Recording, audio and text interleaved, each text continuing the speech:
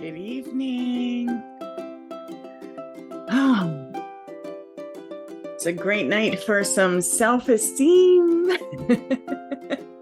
I hope you have a drink with you. And I am excited to do this. I find that doing this workshop in January is important because we are considering new things. We are all stepping into a new year of development in our own personal lives, whatever that is we're focusing on. And so this is a great way to just kind of refresh yourselves, reconnect to yourselves, and make yourself a priority. Sometimes it's difficult. We all move into a place in our life where we're focusing on so many different distractions, and we slowly lose our time for ourself. And some people don't even get that a day, they don't have time for themselves. So it is a good class to get you going on it. So everyone in the class is going to get a workbook sent to them. And I am excited about that. The things that we're covering in this workshop aren't all in the workbook. So like the workbook is something that is completely separate from it, but it is complementary to it as well. So welcome to this workshop. So it is we're doing 2 sessions in this workshop. But I do want to start right away because there's a lot of stuff that I want to cover. And really, you don't have to do much but listen. You may find that you want to take some notes because, like I said, some of the stuff I'm covering is not in the workbook. So I wanted to start off with just focusing on yourself and go through a couple of different things. I want you to reflect, take note on the things that kind of pop into your mind as we're going through this workshop. I do want to start off with the 6 pillars of self-esteem.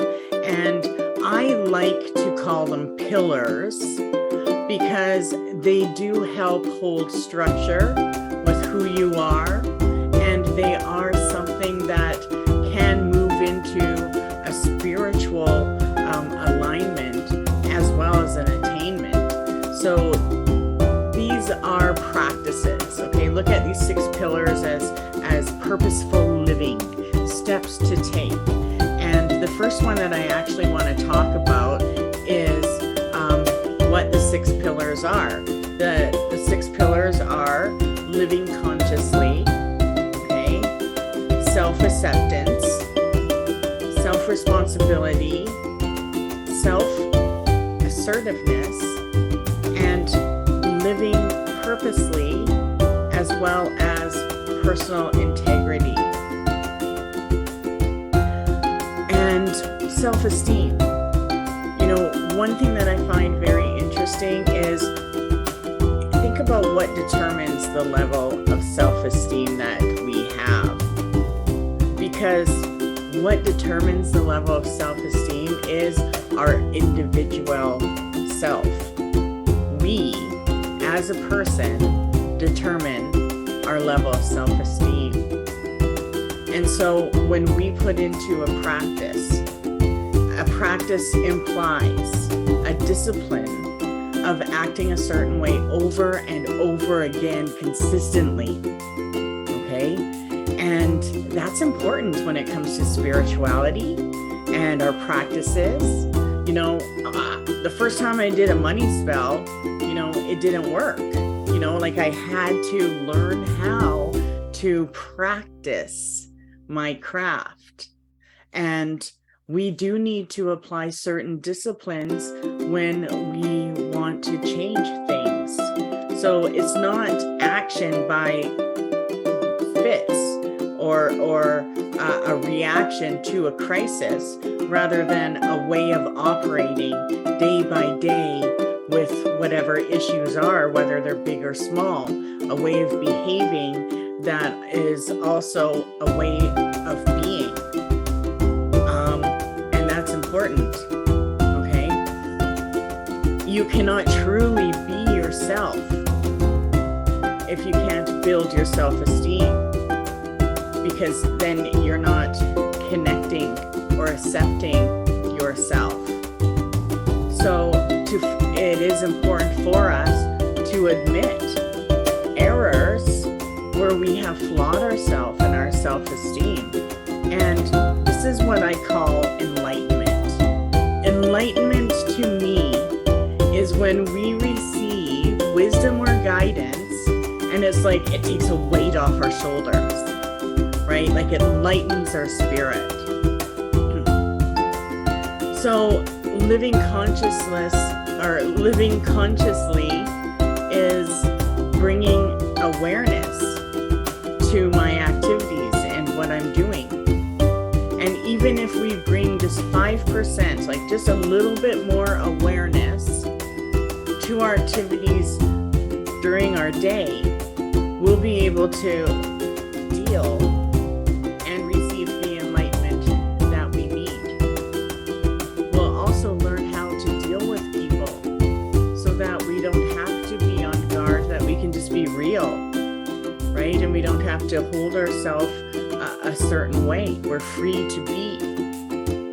And if we do become more aware of ourselves, then we actually release insecurities, because we're bringing more awareness to our priorities as we're being aware of them.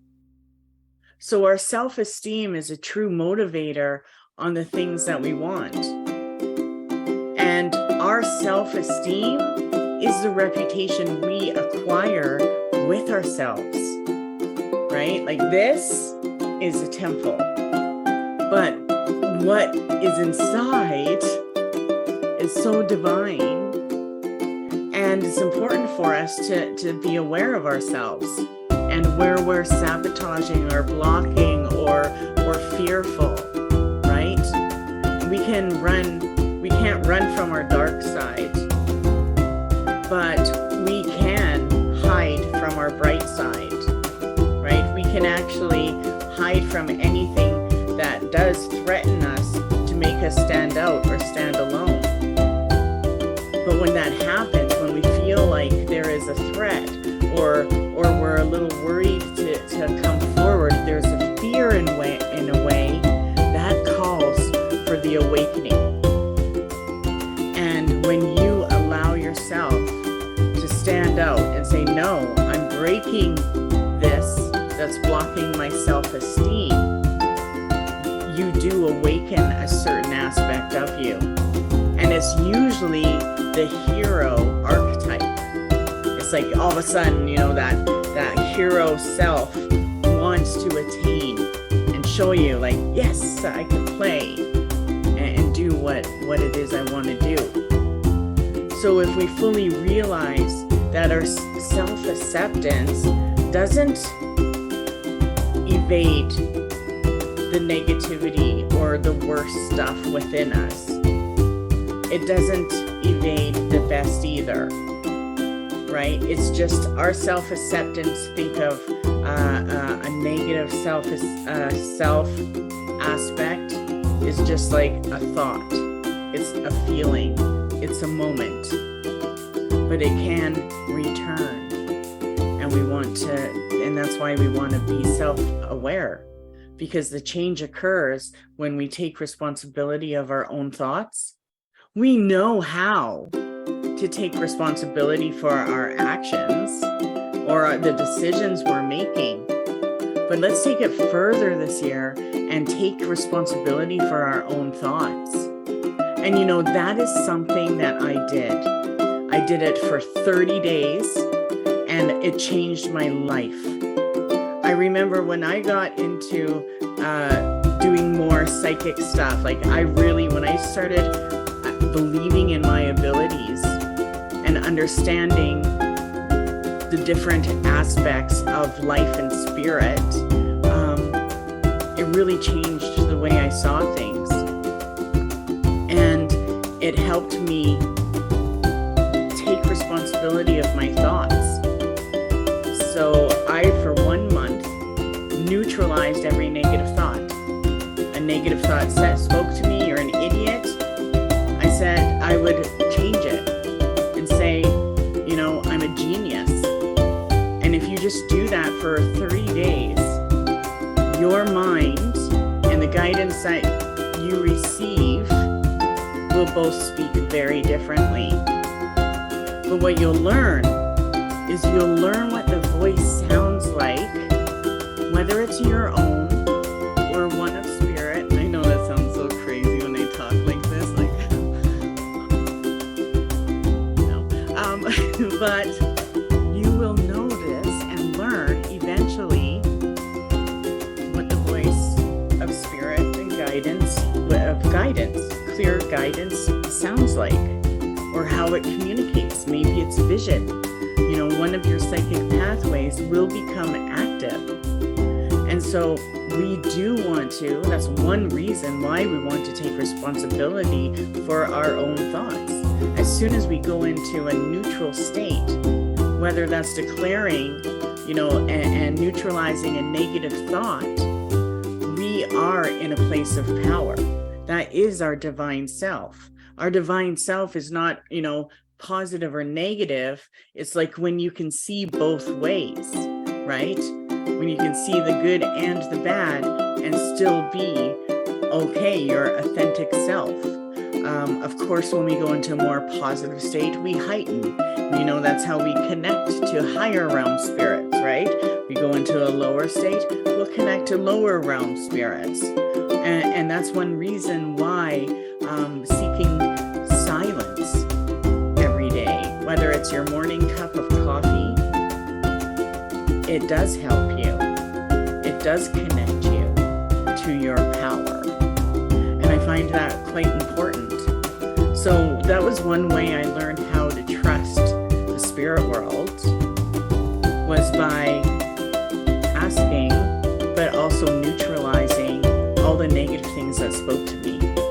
And I was at that time living in probably a trauma response lifestyle. I don't know, but but it did take some training. I had to tell myself to F off. I'm not listening to you. I looked in the mirror and did exercises and just listened to what came to me until I could change the way I spoke to myself and the things that I heard about myself. And to this day, every morning, that's what I do to myself. I look in the mirror and I say the things that I need to say, and I also draw sigils or whatever it is that I want. But it is important. So changing occurs. Our change and transformation occurs when we take responsibility for our thoughts, or when we affirm our thoughts or put intention into it. So we're responsible for our choices and actions. And to be responsible is so that we can be also free of moral blame or guilt or anger, right? We're responsible. We're the chief, right? We're the medicine of our life and our behavior, okay? And responsible means response able, right? Like you are able to respond, right? So there is,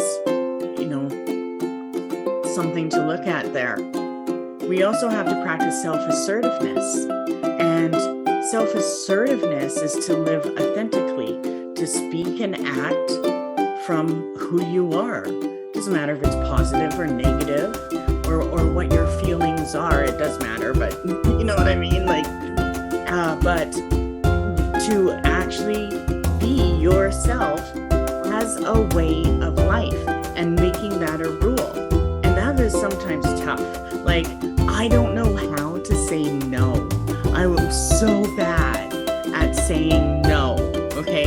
Like, I will put myself out of the way and avoid so I don't have to say no.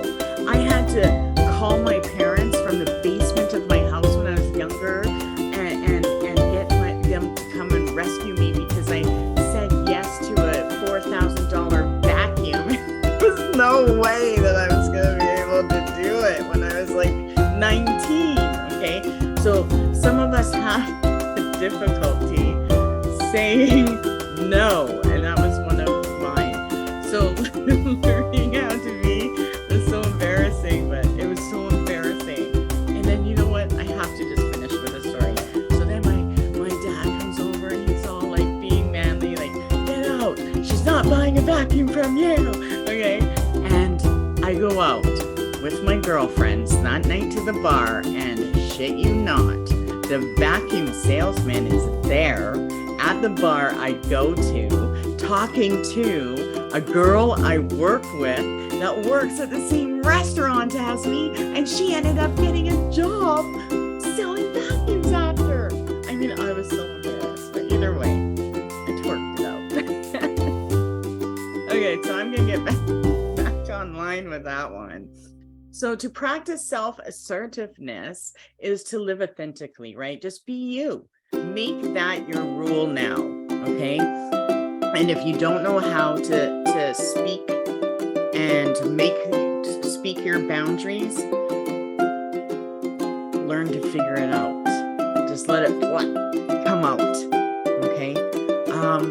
But sometimes we do have to self-sacrifice ourselves. And of course, you would see the benefit of why, right? You would get the vision that it is going to make a difference. But if it's not going to make a difference, and you do have to be more self-assertive, as well as being assertive enough to make the changes and the forward movements that you want, right? Whether you're feeding that energy or you're doing magic or you're working every day 8 hours to make something happen, right? Assertiveness, like you have to feed it. I believe in feeding everything I want every day, right? I want, this to work. It's all an energy and a spirit to me, and I have like 36 of them right now, right? Like all over the place, but that is the energy of assertiveness, right? It does create the cycle. It goes into the universal law of function and create something that's perfect. So the other thing about assertiveness is that you do have to trust your mind, and you have to know that you're worthy of happiness and you're worthy of the things that you want, and you're actually worthy more than that. Like, we are so limited. Okay, there's people out there that are manifesting billions. So you need to trust, and and that's why when we do magic, desire is so important, because our desires heighten us and they take us out of that security mode. And as soon as you desire something and you're that higher realm consciousness or connecting to something that is a higher vibe than you, you're connected to that. You're manifesting. There's an imprint in that. And that is an essence. So our self-esteem is an essence. It's a soul essence. And you need to trust what you want. Okay?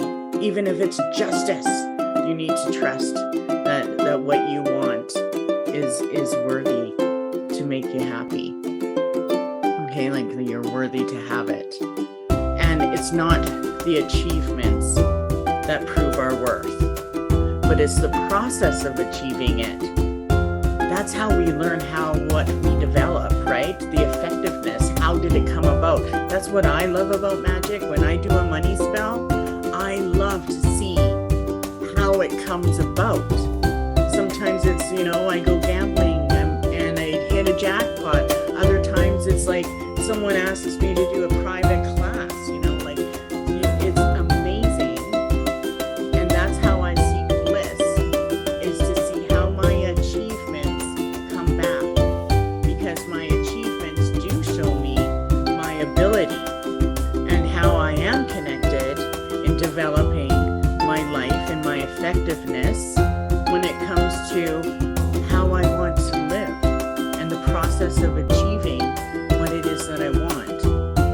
And when you're so focused on the things that you want to achieve, see, I want to achieve what I want, not for myself, but for my son, for my family, right? I believe in those old days, like everything, my son, I see him, everything I have in this house is yours. I'm like, make sure you look up and see how much this tarot deck. Sometimes I put prices in my things that I have, because I have decks that are like $1,500 and there's no way you would know, right? So for me, it is that process, right, of achieving. So we also need to live purposely. We need to use our powers for the attainment of our goals that we've selected. Our goals can be raising a family. It could be earning a living, starting a business, being more positive, being more healthy. It could be all of what I said, right? We can have, I like to have something, and I look at each month in my life for the next year, and I put down my goal of what it is that I want to focus on. Sometimes I gotta focus, it changes, right? Depending on the energies of the universe. But at least I am trying to live purposely, and I'm using my psychic powers or my time of silence, my morning coffee, to just take note on how I feel and what energies come. So living purposely to me is magical. Everything's a sign, right? So everybody's a bitch one day, I need to purify. Okay, so living purposely is about using our powers, and it is using our powers for the attainment of our goals, but also to have a simple connection, right? Our life isn't meant to be chaotic. It's not meant to have too much to contain. It's meant to be, and at each element in your life is in play, right? Earth, air, fire, water, and spirit. How are they in play in your life, right? And it is our goals that lead us forward, that call on us, the things that we truly want, and the ideas that pop into our life, whether we see it on Facebook or we dream of it. Those goals are the goals and the ideas that lead us forward, that are calling you. And they're calling you because they want you to exercise your gifts, your abilities, the energy of that existence, right? I know right away, if I get an idea that I gotta put down, and if I don't listen to the universe, or I don't listen to that idea, I am dragged out. Okay, I'm paralyzed until I do what the universe brought to me, right? And some of you may have noticed that too, that you get an idea and all of a sudden you don't follow through and chaos hits, right? Or maybe you're not aware of that. But the same with spiritual knowledge. If we attain too much spiritual knowledge and our gifts are all inside and it hasn't been able to practice, it can create chaos. So living purposely, having your goals, moving forward, and looking for those energies of existence that will bring your abilities are about are huge. The challenge for people today isn't easy, but it is to maintain personal high standards while feeling that we are living our life, our moral life, the way we feel fit, right? That's our willpower. Our willpower and our purpose is about our life and our essence. So the practice of personal integrity is huge, because integrity is the integration of ideas, it's our convictions, it's our standards, it's our beliefs, it's our behaviors. And so when our behavior is matched with our professional values, or when ideals and practice match up, we have integrity. But I like to take it a little further, because to me, it's when my higher self and my human self both want the same thing. And I'm going to get into more of that in the next class, I think, depending on where we are. But so our our behavior is really important to what it is, right? And it's also allows us to see, our integrity. Same with pride. Like, pride is the emotional reward of achievement, right? But some people feel ashamed, or they don't know how to handle pride, or they think that pride is egotistical. But it's actually an emotional response, an emotional blessing, because it changes us in a positive way, and it is an achievement. It's not a negative thing that we have to overcome. It's a value that we attain. And that's where you want to, what are the 5 things that you're most proud of? Think about those 5 things that you're most proud of. Well, I'm proud of my family and the connections that I have with them. I am proud of my determination and breaking my procrastination. That's huge for me. It's like I don't want to do anything, but I do. I'm proud of the home I create for myself. I know how important that is. It is my solarium, my bubble away from the world. And I'm proud of my connection that motivates me to create the life that I'm living. So you want to think about, what are those 5 things that you're proud of? Put that into your mind. You have 5 fingers right now while I go about, because when we live consciously, we do take responsibility for our choices and actions, and we respect the rights of others, and we follow our own bliss. All of a sudden, we don't care what other people are doing. They're no longer triggering us. So our self-esteem is actually the bridge between who we are and what we do. It's the bridge between our internal and our external success, or who we are, right? No one else will ever be you, okay? Nobody else can actually have your essence. And appreciating and accepting your good points and learning to love yourself does not mean that you are conceited or egotistical.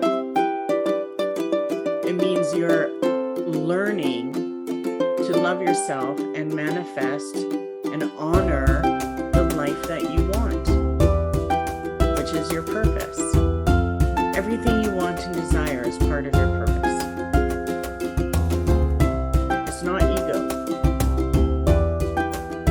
So our ego is actually a divine aspect of us. It's only untamed until it becomes tamed. And when it's untamed, it's in protection mode. It's in beast mode, right? And once the ego understands that you honor what it is that it wants, and your selfishness is no longer selfish, right? It becomes a guidance. And before we can go through and give to others, we do need to value and appreciate and love ourselves. Just like anything we learn that we want to share, we have to learn it. So you're learning about yourself as you're honing your skills. And that is important. So let me go into, let me see, where do I want to go from here? I'll put my chat up too. Let me see. There's that. Okay. I hope you are getting some insights on that, what we're going through. So I do have a little self-esteem test that I'll send you before next class. Okay. I do want to go into, I'm just going through my workbook here.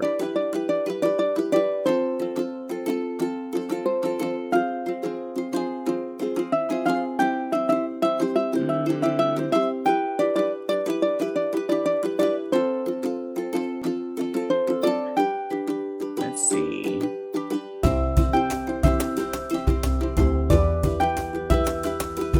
I think we're going to go into my book of shadows with this first. Okay. I hope I don't push on my cord.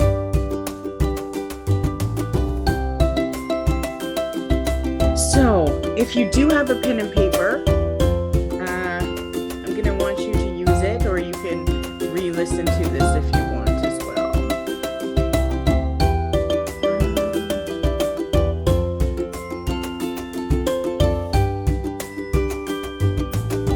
There we go.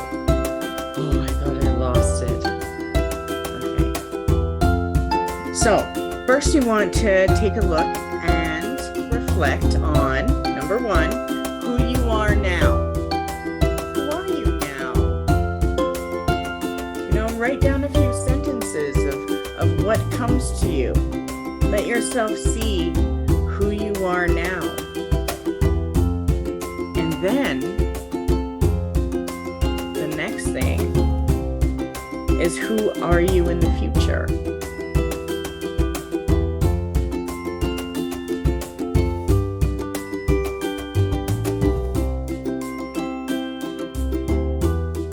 And you definitely will be able to, just those two questions, and looking at them later or when you're having your morning coffee, look at those questions again and see what pops in as far as guidance and ideas to get you to where you want to go.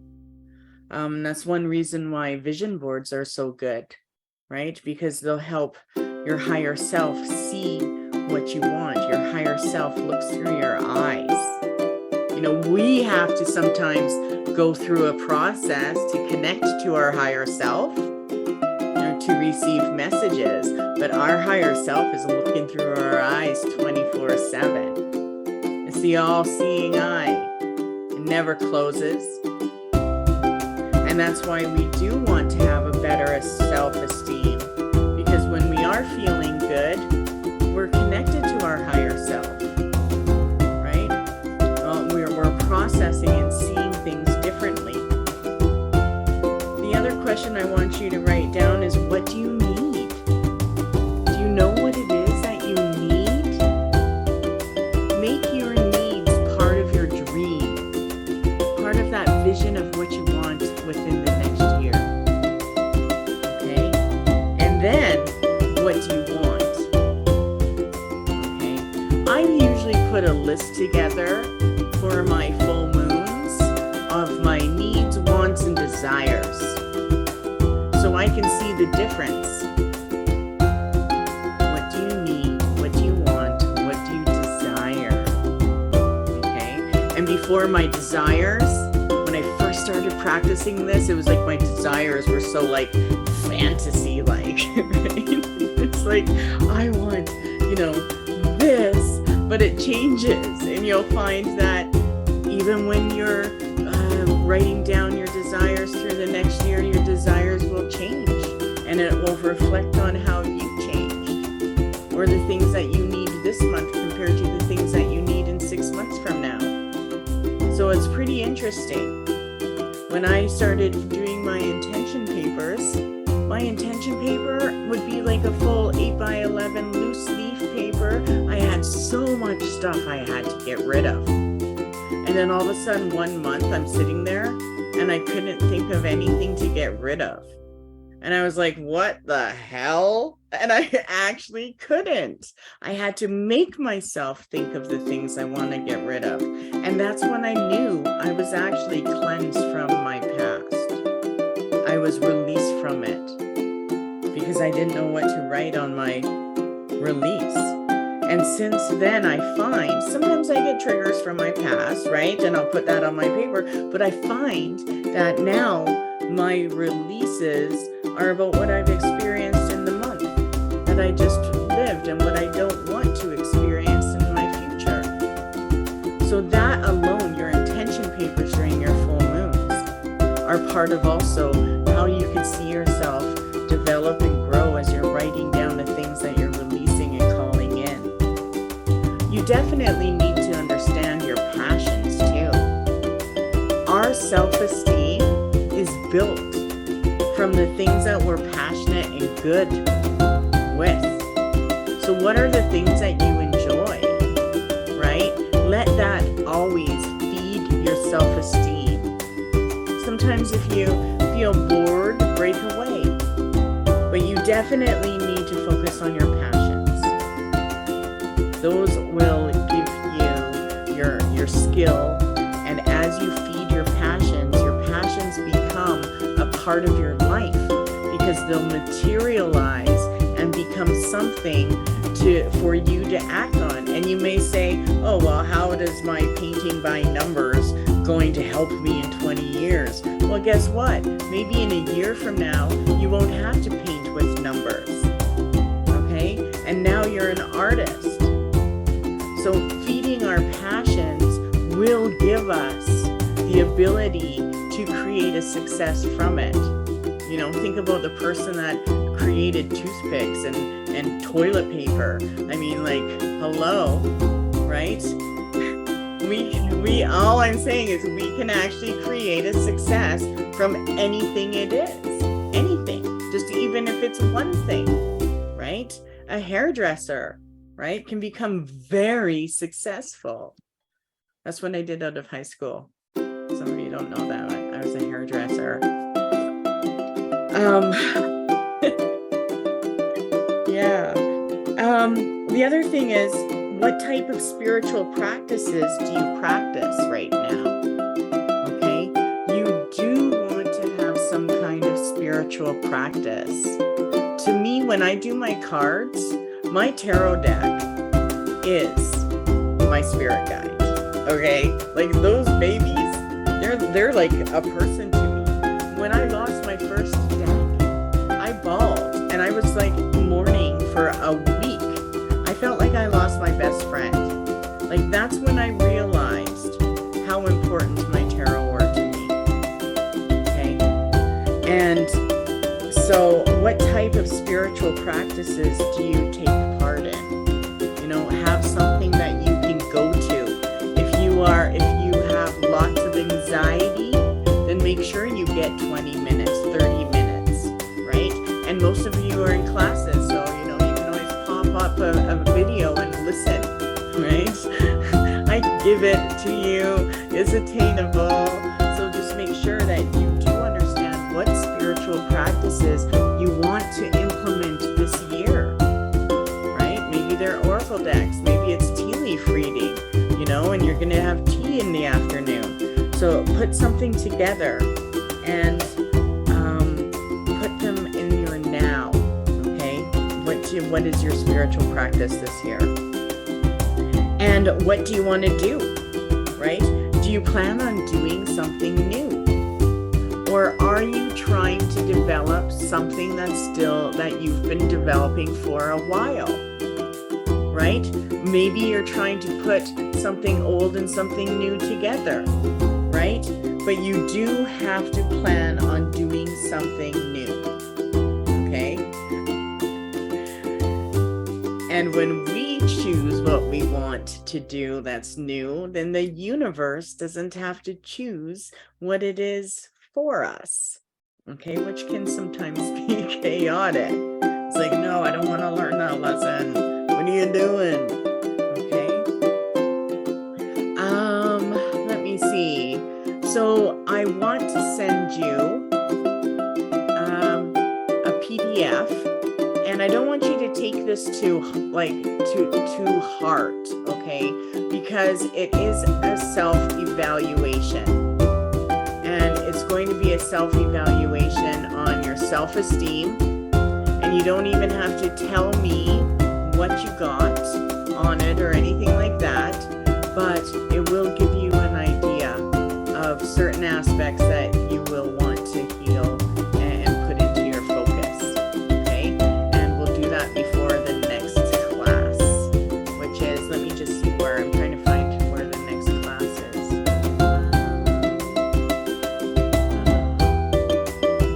It's posted. I think it was the 19th. I don't know, but it is posted. So we're gonna do that for the next class.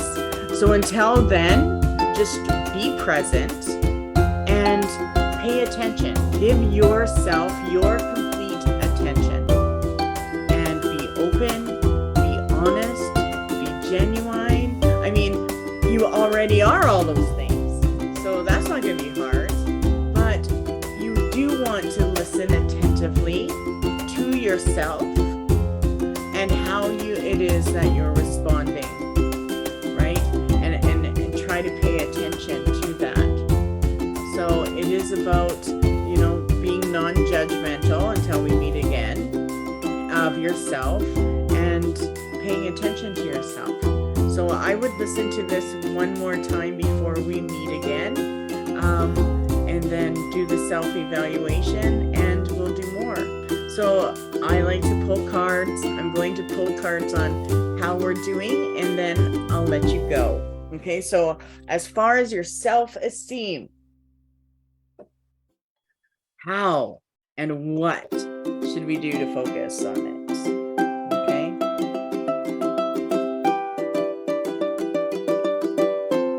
Okay. And I know some of you are still waiting for your shadow workbooks.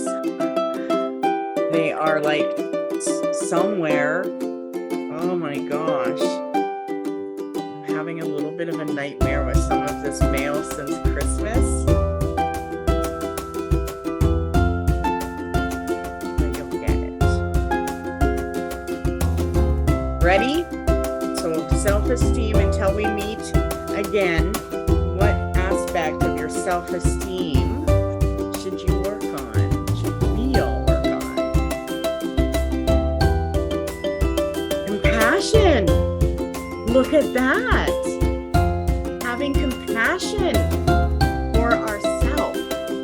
That's huge, right? I love that. And I feel like, everybody in this group is ready to connect to themselves on a new level. I think everybody has already been able to drop certain aspects and you know what that's like, and take control as far as like mind taking control of decisions. Now this is all about yourself. The second card is commitment. So making yourself a priority. I've never gotten this card. I love that. So compassion, commitment. Is there another C that's going to come up? Let's see. 3 C's? No. Forgiveness. So if there is anything that you regret, get rid of it. Okay? Some ways to get rid of things that you regret are writing a letter, right? And burning it, giving it to the universe. When we write things on paper, the reason why we burn it is because the smoke of that paper is the spirit. So as soon as we light our release, it becomes the spirit. It's unleashed into the universe. It goes into the spirit world. And that's why it's important to write it. Our higher self sees us writing what it is that we're putting together. And then when we light it, the universe grabs it and takes care of it. And we can't look at it again because we burnt it. Sometimes we can think about it. And that's the other thing I learned when I was learning about how to connect with magic, is at first, when I would do a money spell, I would be like, I would hear, "You're selfish." And I'd be like, "Oh my God," right? And I'm like, "Oh my God, I'm so selfish." And then I'd wonder why my spell wouldn't work. Well, because I let that in. So then I do, the money magic spell again, because it didn't work. Right? And then all of a sudden,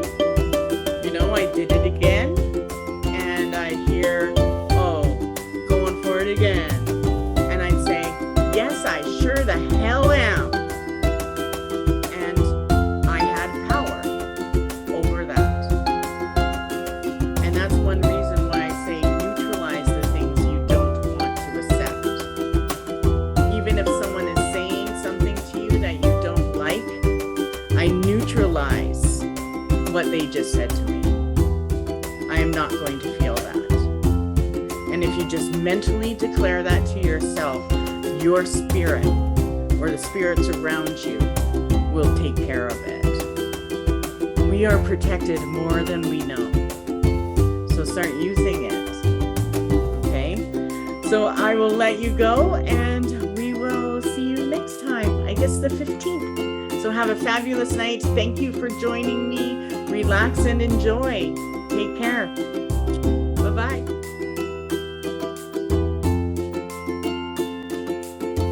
Good evening.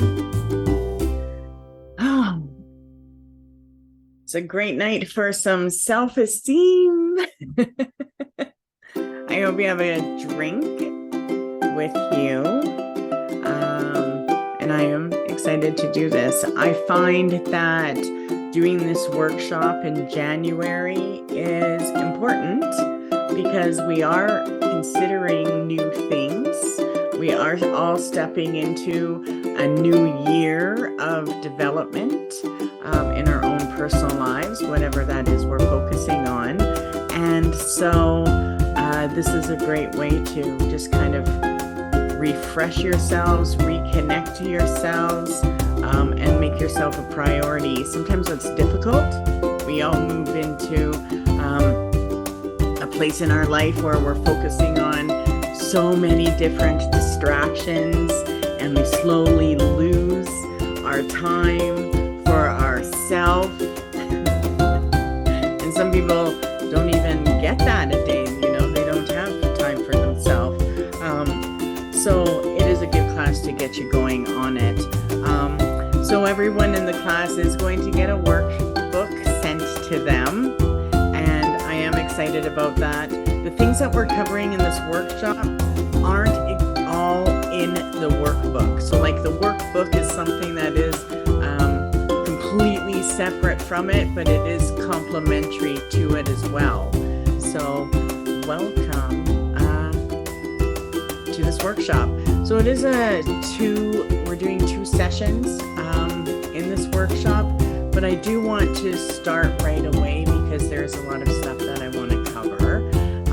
And really, you don't have to do much but listen. You may find that you want to take some notes because, like I said, some of the stuff I'm covering is not in the workbook. So I wanted to start off with just focusing on yourself and go through a couple of different things. I want you to reflect, take note on the things that kind of pop into your mind as we're going through this workshop. I do want to start off with the 6 pillars of self-esteem. And I like to call them pillars because they do help hold structure with who you are, and they are something that can move into a spiritual alignment as well as an attainment. So these are practices, okay? Look at these 6 pillars as purposeful living, steps to take.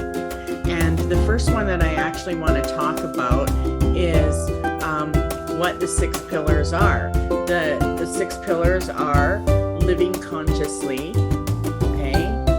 Self-acceptance, self-responsibility, self-assertiveness, and living purposely, as well as personal integrity. And self-esteem. One thing that I find very interesting is think about what determines the level of self-esteem that we have. Because what determines the level of self-esteem is our individual self. We, as a person, determine our level of self-esteem. And so when we put into a practice implies a discipline of acting a certain way over and over again consistently, okay? And that's important when it comes to spirituality and our practices The first time I did a money spell, it didn't work. Like I had to learn how to practice my craft. And we do need to apply certain disciplines when we want to change things. So it's not action by fits or a reaction to a crisis, rather than a way of operating day by day with whatever issues are, whether they're big or small, a way of behaving that is also a way of being. And that's important, okay? You cannot truly be yourself if you can't build your self-esteem, because then you're not connecting or accepting yourself. So it is important for us to admit errors where we have flawed ourselves and our self-esteem. And this is what I call enlightenment. Enlightenment to me is when we receive wisdom or guidance, and it's like it takes a weight off our shoulders, right? Like it lightens our spirit. So living consciously is bringing awareness to my activities and what I'm doing. And even if we bring just 5%, like just a little bit more awareness to our activities during our day, we'll be able to deal and receive the enlightenment that we need. We'll also learn how to deal with people so that we don't have to be on guard, that we can just be real, right? And we don't have to hold ourselves a certain way. We're free to be. And if we do become more aware of ourselves, then we actually release insecurities, because we're bringing more awareness to our priorities as we're being aware of them. So our self-esteem is a true motivator on the things that we want. And our self-esteem is the reputation we acquire with ourselves, right? Like this